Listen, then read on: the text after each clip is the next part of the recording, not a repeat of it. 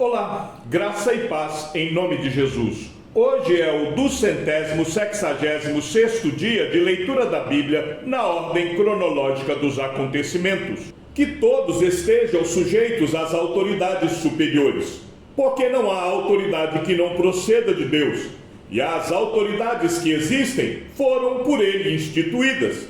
Assim, aquele que se opõe à autoridade resiste à ordenação de Deus, e os que resistem trarão sobre si mesmos condenação.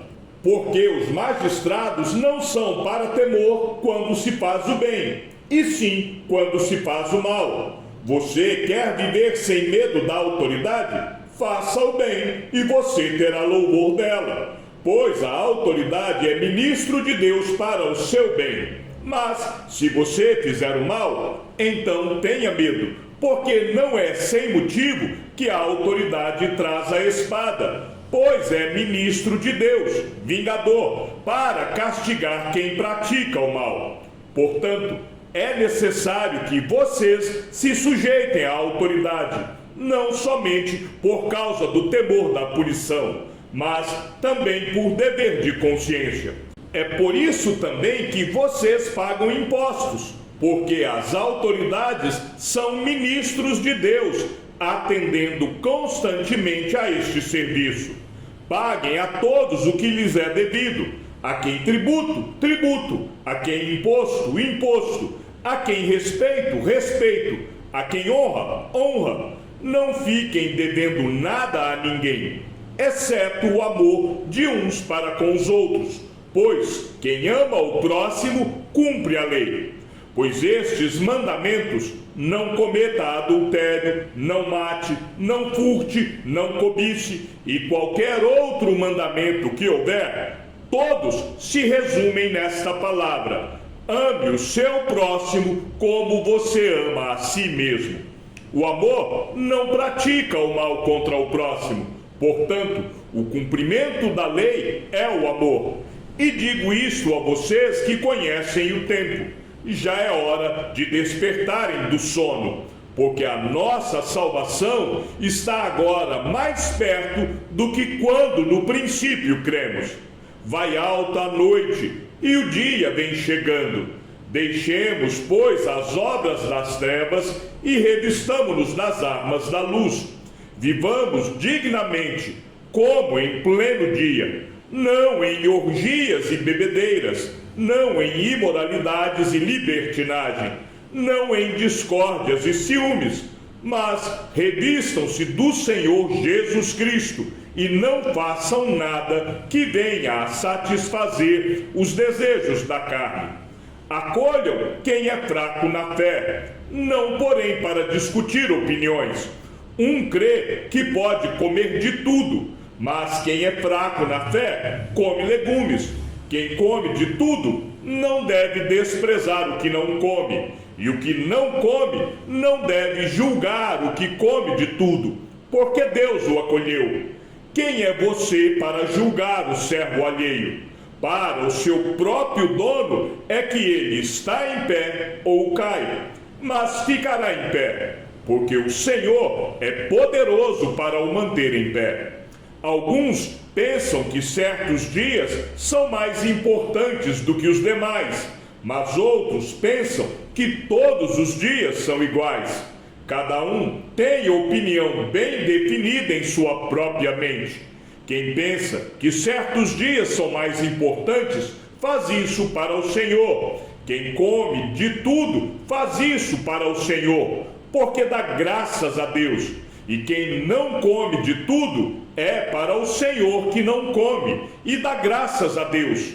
Porque nenhum de nós vive para si mesmo, nem morre para si.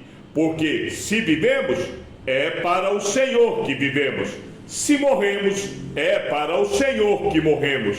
Quer, pois, vivamos ou morramos, somos do Senhor.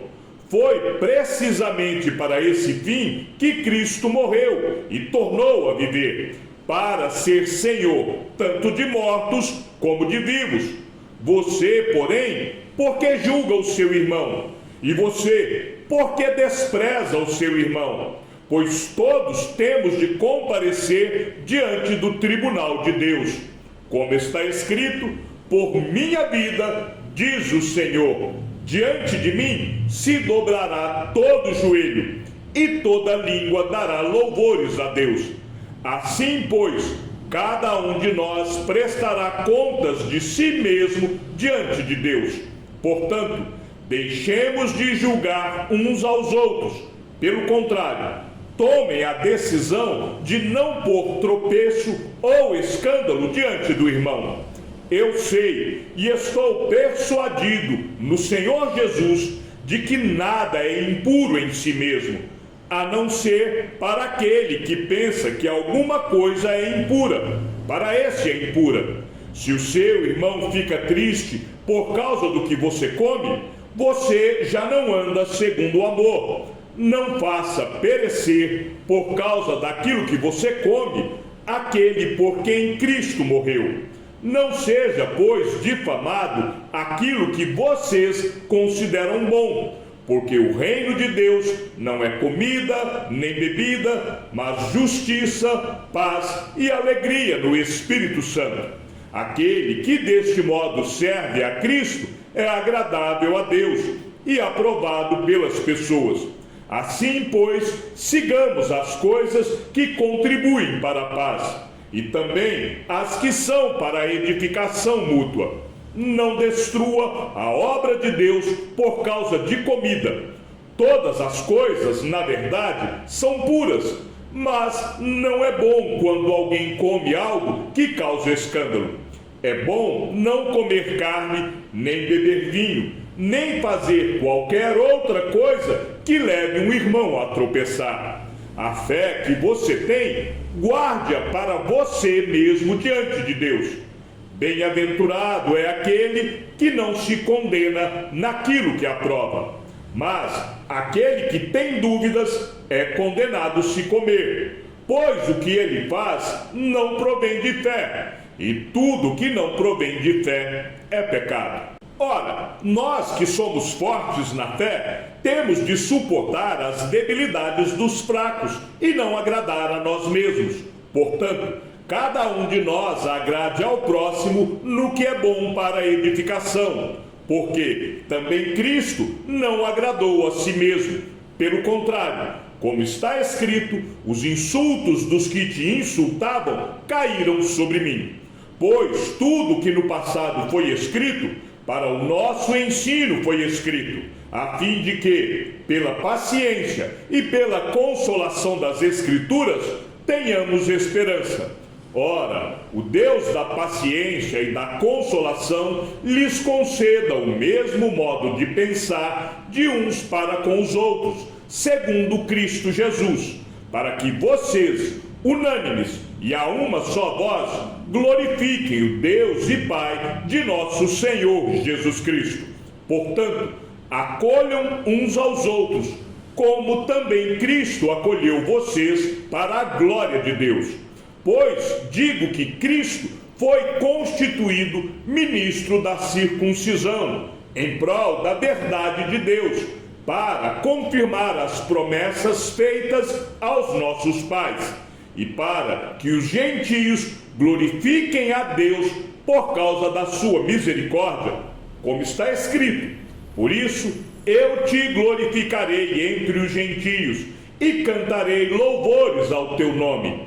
E também diz: alegrem-se, ó gentios, com o povo de Deus. E ainda: louvem o Senhor, todos vocês gentios, e todos os povos o louvem. Também Isaías diz: virá a raiz de Jessé, aquele que se levanta para governar os gentios. Nele os gentios esperarão. E o Deus da esperança encha vocês de toda a alegria e paz na fé que vocês têm, para que sejam ricos de esperança no poder do Espírito Santo. E eu mesmo, meus irmãos, estou certo de que vocês estão cheios de bondade, têm todo o conhecimento e são aptos para admoestar uns aos outros. Entretanto, eu lhes escrevi em parte mais ousadamente, como para fazer com que vocês se lembrem disso outra vez, por causa da graça que me foi dada por Deus, para que eu seja ministro de Cristo Jesus entre os gentios, no sagrado encargo de anunciar o Evangelho de Deus, de modo que a oferta deles seja aceitável, uma vez santificada pelo Espírito Santo. Tenho, pois, motivo de gloriar-me em Cristo Jesus nas coisas concernentes a Deus, porque não ousarei falar sobre coisa alguma, a não ser sobre aquelas que Cristo fez por meio de mim, para conduzir os gentios à obediência por palavra e por obras, por força de sinais e prodígios, pelo poder do Espírito de Deus. Assim, desde Jerusalém e arredores até o Ilírico, tenho divulgado o Evangelho de Cristo, esforçando-me deste modo por pregar o Evangelho, não onde Cristo já foi anunciado, para não edificar sobre alicerce alheio. Pelo contrário, como está escrito, aqueles que não tiveram notícia dele o verão, e os que nada tinham ouvido a respeito dele o entenderão. Essa foi a razão por que também, muitas vezes, fui impedido de visitá-los. Mas agora, não tendo mais campo de atividade nestas regiões, e desejando há muitos anos visitá-los, penso em fazê-lo quando em viagem para a Espanha, pois espero que, de passagem, eu possa vê-los, e que vocês me encaminhem para lá, depois de haver primeiro desfrutado um pouco a companhia de vocês. Mas agora estou de partida para Jerusalém, a serviço dos santos, porque a Macedônia e a Acaia resolveram levantar uma coleta em benefício dos pobres dentre os santos que vivem em Jerusalém. Isto lhes pareceu bem, e de fato lhes são devedores, porque se os gentios têm sido participantes dos valores espirituais dos judeus, devem também servi-los com bens materiais. Tendo, pois, concluído isto, e havendo-lhes consignado este fruto, irei à Espanha, passando por aí. E bem sei que, ao visitá-los, irei na plenitude da bênção de Cristo. Irmãos, por nosso Senhor Jesus Cristo, e também pelo amor do Espírito, peço que lutem juntamente comigo nas orações a Deus a meu favor, para que eu me veja livre dos rebeldes que vivem na Judéia, e que este meu serviço em Jerusalém seja bem aceito pelos santos. Isto para que, pela vontade de Deus, eu chegue à presença de vocês com alegria e possa ter algum descanso na companhia de vocês. E o Deus da paz esteja com todos vocês. Amém. Recomendo-lhes a nossa irmã Febe, que está servindo na igreja de Cencreia, para que vocês a recebam no Senhor como convém aos santos, e a ajudem em tudo o que de vocês vier a precisar, porque ela tem sido protetora de muitos, inclusive de mim. Saúdem Priscila e Áquila, meus cooperadores em Cristo Jesus, os quais, pela minha vida, arriscaram a sua própria cabeça, e isto lhes agradeço. Não somente eu, mas também todas as igrejas dos gentios. Saúdem igualmente a igreja que se reúne na casa deles. Saúdem meu querido Epêneto, primeiro fruto da fé em Cristo na província da Ásia. Saúdem Maria, que muito trabalhou por vocês. Saúdem Andrônico e Júnias, meus parentes e companheiros de prisão, os quais são bem conhecidos entre os apóstolos e estavam em Cristo antes de mim. Saúdem Ampliato, meu querido amigo no Senhor. Saúdem Urbano, que é nosso cooperador em Cristo, e também meu amado Eustaques. Saúdem Apeles, aprovado em Cristo. Saúdem os da casa de Aristóbulo. Saúdem meu parente Herodião. Saúdem os da casa de Narciso, que estão no Senhor. Saúdem Trifena e Trifosa, as quais trabalham no Senhor. Saúdem a querida Pérside, que também muito trabalhou no Senhor. Saúdem Rufo, eleito no Senhor, e igualmente a mãe dele, que também tem sido mãe para mim. Saúdem Assíncrito, Flegonte, Hermes, Pátrobas, Hermas e os irmãos que se reúnem com eles. Saúdem Filólogo, Júlia, Nereu e sua irmã, e também Olimpas e todos os santos que se reúnem com eles. Saúdem uns aos outros com um beijo santo. Todas as igrejas de Cristo mandam saudações. Irmãos, peço que notem bem aqueles que provocam divisões e escândalos em desacordo com a doutrina que vocês aprenderam. Afastem-se deles, porque esses tais não servem a Cristo, nosso Senhor, e sim a seu próprio ventre. Com suaves palavras e lisonjas, enganam o coração das pessoas simples. Pois a obediência de vocês é conhecida por todos. Por isso, me alegro por causa de vocês. Quero que sejam sábios no que diz respeito ao bem e simples no que diz respeito ao mal. E o Deus da paz, em breve, esmagará Satanás debaixo dos pés de vocês. A graça de nosso Senhor Jesus esteja com vocês. Timóteo, meu cooperador, manda saudações, assim como Lúcio, Jason e Sosípatro, meus parentes. Eu, Tércio, que escrevi esta carta, mando saudações no Senhor. Gaio, meu hospedeiro e de toda a igreja, manda saudações. Também mandam saudações Erasto, tesoureiro da cidade, e o irmão Quarto. A graça de nosso Senhor Jesus Cristo esteja com todos vocês. Amém.